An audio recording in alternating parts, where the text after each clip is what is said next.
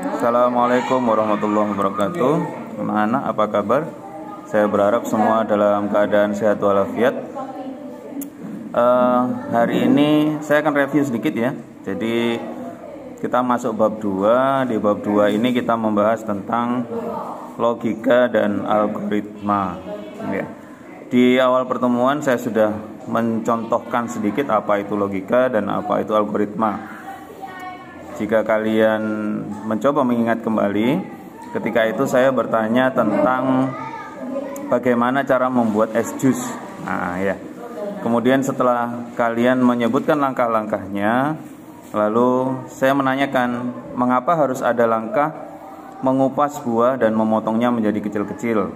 Nah, kalian menjawab bahwa untuk membuat supaya es jus itu cepat hancur Pak, atau cepat menjadi halus, dan alasan yang lain adalah supaya blendernya tidak mudah rusak.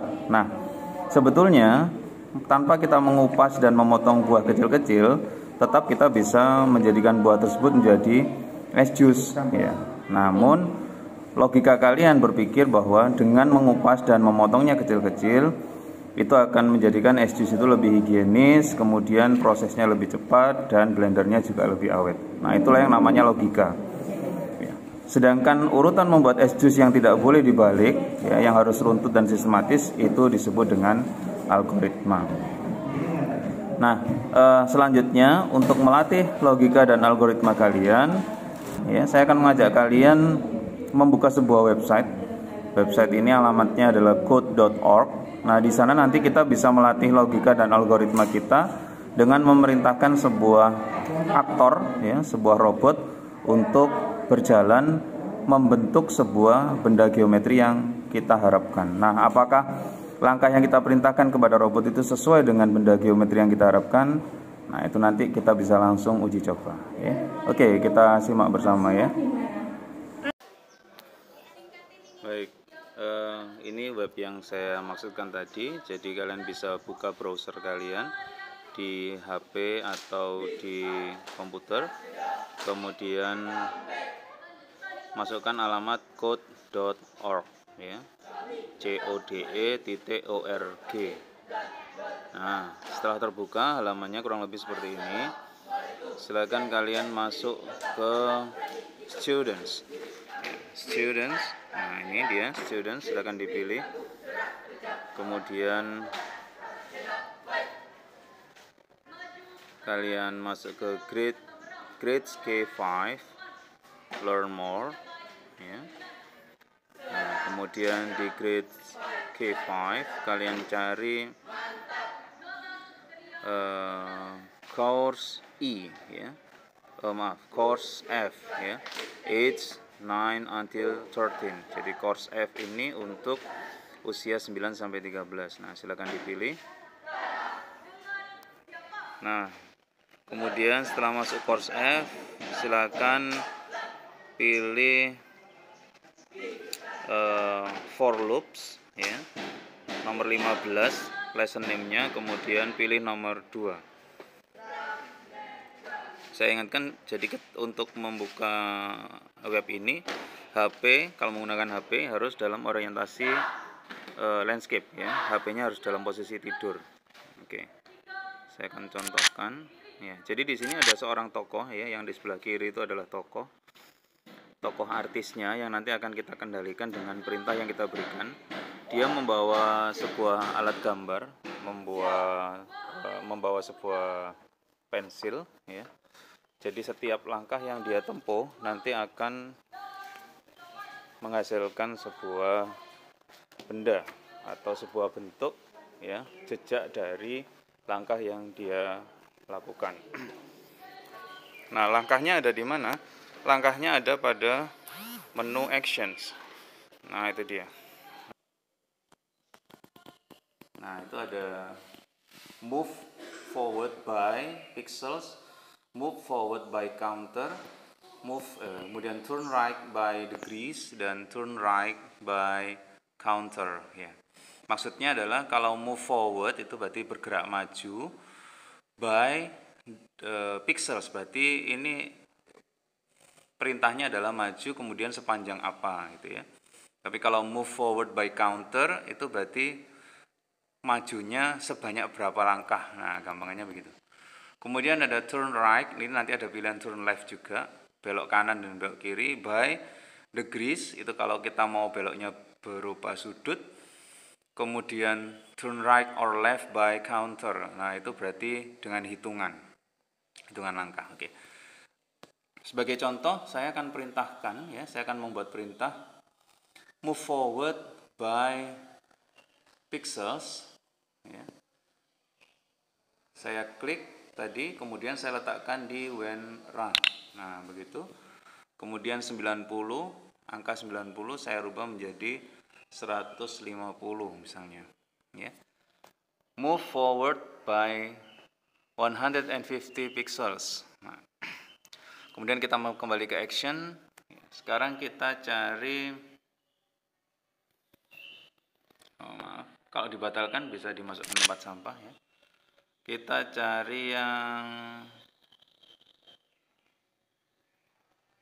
right by degrees. Nah, ini turn right by degrees by 90 degrees ya. Nah, kita akan coba. Jadi kita lihat bagaimana langkahnya kita run. Kalau dia diperintahkan move forward atau bergerak maju ya. Ada bergerak maju dan bergerak mundur. Move forward, kemudian by 150 pixels, kemudian turn right, berarti belok ke kanan by 90 degrees. Nah, kita lihat bagaimana langkahnya. Nah, itu dia. Ya, kalian perhatikan, maju 150, kemudian berputar ke kanan. Berputar ke kanan berarti tidak melangkah ya, hanya menghadapnya saja yang dirubah. 90 derajat. Oke, kita kembali ke action ya, kemudian kita ambil lagi misalnya forward lagi ya. 150 lagi. Kemudian action lagi. Kita ambil turn right by degrees lagi, kita masukkan di bawahnya. Kemudian kita ambil forward lagi by pixels. Kita ganti lagi 150 pixels ya. Kemudian turn right lagi by degrees, 90 derajat ya, 90 degrees. Kemudian yang terakhir adalah forward lagi by pixels, kita rubah 150. Oke, sekarang kita lihat, kita reset. Nah, bagaimana kalau perintah tadi yang kita susun ini perintahnya ya. Jadi maju 150, kanan 90 derajat, maju lagi 150, kanan 90 derajat, maju lagi 150, kanan 90 derajat, dan maju lagi. Kita lihat bagaimana robot menjalankannya. Nah, itu dia ya. Nah, sekarang kita bisa mencoba bentuk-bentuk yang lain ya. Kita bisa mencoba bentuk-bentuk yang lain.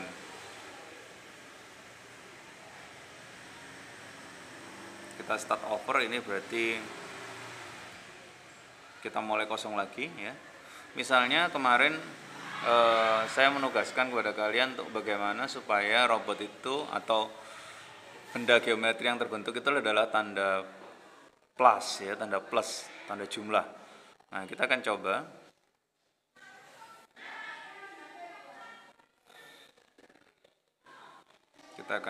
Saya tidak akan selesaikan ya, jadi nanti kalian yang menyelesaikan. Move forward. Kemudian misalnya langkahnya saya masukkan 100 supaya tidak terlalu panjang ya. Kemudian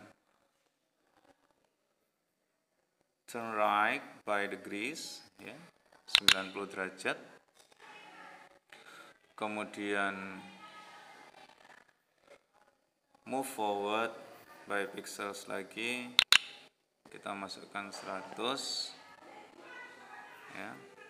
Kemudian sekarang kita pilih turn left ya, tetap yang dimasukkan adalah turn right, tapi nanti right-nya diganti dengan left. Nah, right-nya diganti dengan left ya. Kemudian kita tambahkan lagi move forward by pixel ya.